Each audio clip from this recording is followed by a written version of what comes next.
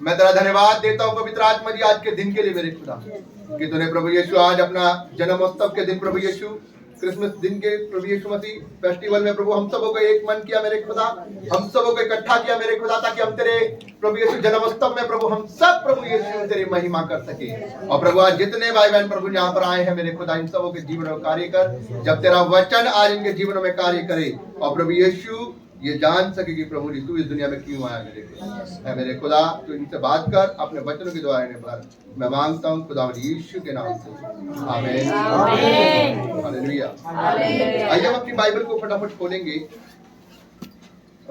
लूका रचित सुसमाचार, लूका रचित सुसमाचार और उसका 1 अध्याय खोल लेंगे, जल्दी से खोल देखो।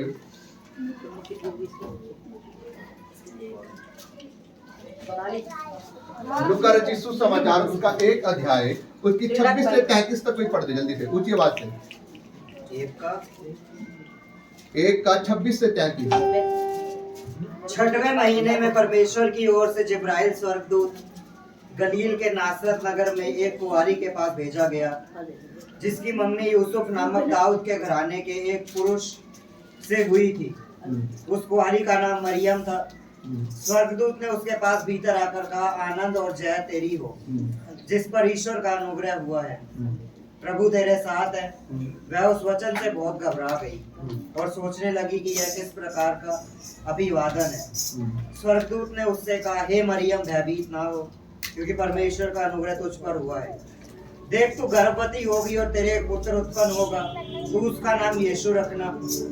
वह महान होगा और परम प्रधान का पुत्र कहलाएगा, और प्रभु परमेश्वर उसके पिता दाऊद का सिंहासन उसको देगा, और वह याकूब के घराने पर सदा राज्य करेगा, और उसके राज्य का अंत न होगा। आमीन आमीन। क्या कह रहा है परमेश्वर का वचन? एक कुंवारी गर्भवती होगी और वह एक पुत्र को जन्म देगी और उसका नाम क्या होगा? और परमेश्वर उसको एक ऐसा राज्य देगा जिसका राज्य का कभी अंत नहीं होगा। एक आयत और पढ़ने के लिए बोलूंगा मैं आपको, मत्ती रचित सुसमाचार उसका 1 उसकी 18 आयत पढ़ दे बस।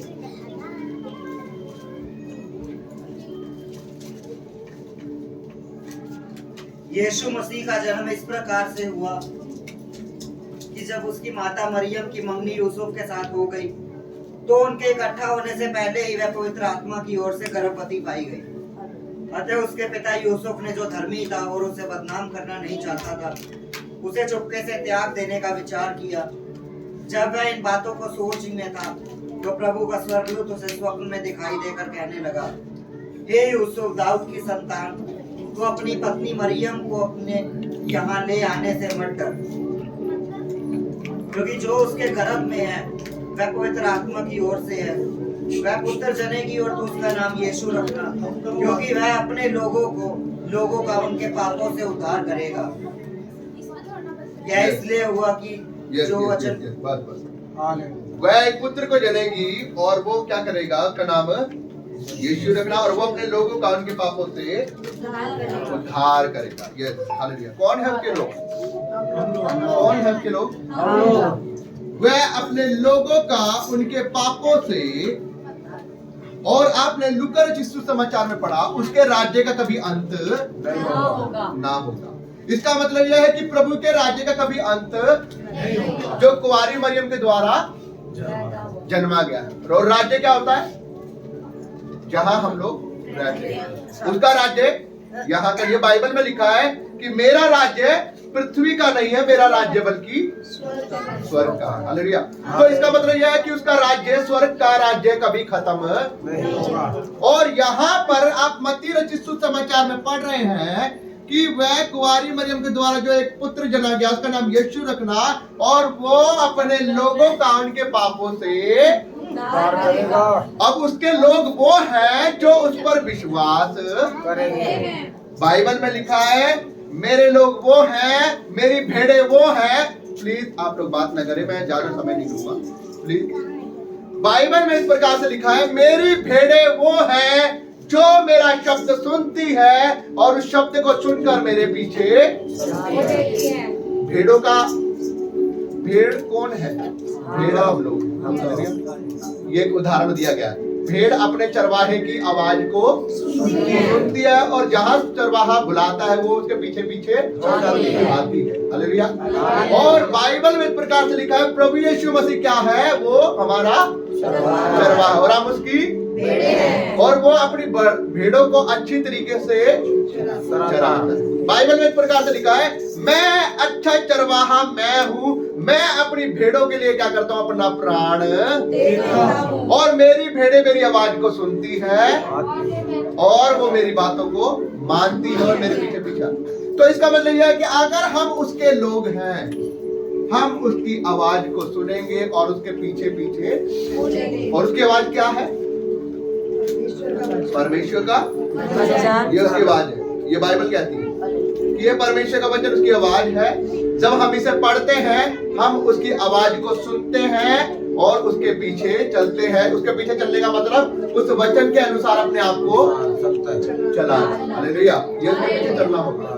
अब बाइबल इस प्रकार से बताती है कि प्रभु यीशु मसीह इस दुनिया में इसलिए आया ताकि वो अपने लोगों का उनके पापों से उद्धार, मतलब कि उन्हें स्वर्ग में, उनको नरक में ना जाने दे, उनको पाप वाले जीवन में ना जाने दे, उनको गंदी उनको गंदी लतों में ना जाने दे। कौन सी गंदी लत? वो नशे की लत, वो गंदी फिल्में देखने की लत, वो गंदे सॉन्ग सुनने की लत, वो गंदी फोटोएं देखने की लत, वो बुरी अभिलाषाएं जो शादी से पहले आती है। एक लड़के को एक लड़की को देखने के बाद, एक लड़की को एक लड़के को देखने के बाद जो बुरी अभिलाषाएं मन के अंदर बहुत सारी चीजें आती है, ये सब चीजों से परमेश्वर अपने लोगों को बचाकर उनको कहां ले जाना चाहता है? और मैंने आपको कई बार बताया है परमेश्वर ने आपको पृथ्वी पर इसलिए भेजा है इंसान बनाकर, ताकि परमेश्वर आपकी पृथ्वी के ऊपर क्या करवा रहा है? प्रैक्टिस करवा रहा है। क्या करवा रहा है? कि आपको स्वर्ग में कैसे रहना है।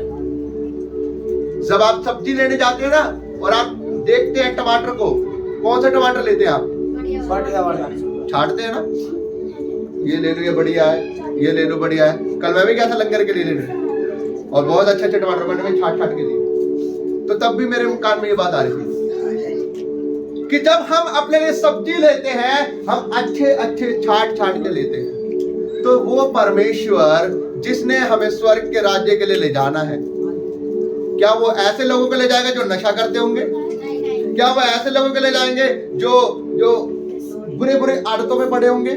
वो ऐसे लोगों को ले जाएंगे जो इधर उधर की गलत कामों में पड़े होंगे, झूठ बोलते होंगे, जो दूसरे को देखकर हमेशा कुड़कुड़ाते रहते हैं, दूसरे से जेलसी रखते हैं, दूसरों की चुगलियां करते रहते हैं? ऐसे लोगों को ले जाएंगे? बाइबल में लिखा मैं ऐसे लोगों को नहीं ले जाऊंगा। मैंने तुम्हें पृथ्वी पर इसलिए भेजा है ताकि तुम क्या करो? प्रैक्टिस, कि तुम्हें पृथ्वी पर कैसे अच्छे तरीके से रहना है। जब हम अच्छे तरीके से रहेंगे ना तब ही वो हमें ले जाएगा। बाइबल में लिखा दुनिया में दो प्रकार के बर्तन होते हैं घर के अंदर, एक आदर के होते हैं और एक निरादर के। आपकी रसोई में भी होते होंगे, एक आदर का बर्तन होता है और एक बर्तन को तो आप बहुत संभाल के रखते हैं और उसके अंदर पानी भरते होंगे उसके अंदर, और एक बर्तन को आप कैसे रखते होंगे? आप उसे बोलेंगे बाथरूम के अंदर, है ना, आप उसे बोलेंगे अरे इससे नहा लो ना, ये भी तो लोटा नहाएगा, अरे ये तो बाथरूम वाला है, इससे कौन नहाएगा? नहा लोगे आप उससे? क्यों? क्योंकि वो किस चीज का है?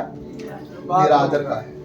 उसी प्रकार से कुछ लोग आदर के योग्य हैं और कुछ लोग निरादर के। अगर आप परमेश्वर के अनुसार चलेंगे तो आप आदर के बर्तन बनेंगे, वो आपको स्वर्ग के राज्य में लेकर जाएगा। लेकिन अगर आप उसके अनुसार नहीं चलेंगे, आप अभी भी उन चुगलियों में, बुराइयों में, बुरे कामों में, नशों में, इधर उधर की बुरी हैबिटों में पड़े रहेंगे, तो आप फिर वो निरादर के बर्तन हैं। फिर परमेश्वर आपको स्वर्ग के राज्य में नहीं, वो छोड़ देगा। बाइबल में एक प्रकार से लिखा है वो अंत के दिनों में बैल देगा, मैं आपको नहीं। अब आप बोलेंगे मैं तो प्रभु यीशु मसीह पूरे दिन बाइबल पढ़ती रहती हूँ, पूरे दिन मैं प्रार्थना करती रहती हूँ मैं तो, लेकिन उधर आपको अरे और तेरी सास कहती है अरे मरती भी नहीं, पता नहीं, जब देखो लगी रहती। हाँ सही बोल रहा हूँ ना मैं? सही, बिल्कुल सही है ना, मरती भी नहीं, ये है वो है, अपना नहीं। और तुम्हारे पति की बहन आई थी, अरे आई थी, जब देखो वो भी टोकती रहती है, ये वो फलाना ढिंगाना, है ना, आपस में बनता, बहुत सारी चुगलियां होती है, बहुत सारी बातें होती है अपने रिश्तेदारों को लेकर, फैमिली के लोगों को लेकर। लेकिन बाइबल में लिखा है जब तुम्हारे मन अंदर से सही नहीं है ना, तो आप परमेश्वर के योग्य नहीं। और आज परमेश्वर इस दुनिया में इसलिए आया है, आप यहाँ पर क्रिसमस बनाने आए हो। आप ये क्रिसमस इसलिए नहीं बना रहे, क्रिसमस का मतलब ये होता है कि प्रभु यीशु मसीह आज पैदा हो गया है। क्या पैदा हो गया है? आज से 2000 साल पहले वो पैदा हो चुका है। मैं आपको बताऊं, वो यहाँ पैदा नहीं हुआ है, वो आपके दिलों में पैदा होना चाहिए। हालेलुया। कहाँ पैदा होना चाहिए? कि अगर आज मेरे दिल में प्रभु यीशु मसीह पैदा हो गया, अब मेरे जीवन में कोई बुराई, कोई चुगली, कोई बुरे काम, प्रभु यीशु आज जब मैं तेरे चर्च में आई हूँ, मैं सारी बुराइयों को नहीं छोड़ के चली जाऊंगी, मैं सारी चुगलियों को नहीं छोड़ के चली जाऊंगी, मैं सारे बुरे कामों को नहीं छोड़ के चली जाऊंगी, ताकि आज के बाद जो मेरा जीवन होगा वो क्या होगा। आज क्या है? क्रिसमस। अगला महीना कौन सा? New year. फिर उससे अगला फरवरी, है ना। फरवरी के अंदर क्या होता है? उपवास शुरू होते हैं। और उसके बाद क्या होता है? ईस्टर और गुड फ्राइडे। गुड फ्राइडे पे क्या होता है? यीशु मसीह। 4 महीने हो गए ना, दिसंबर, जनवरी, फरवरी, मार्च, अप्रैल। अप्रैल में गुड फ्राइडे।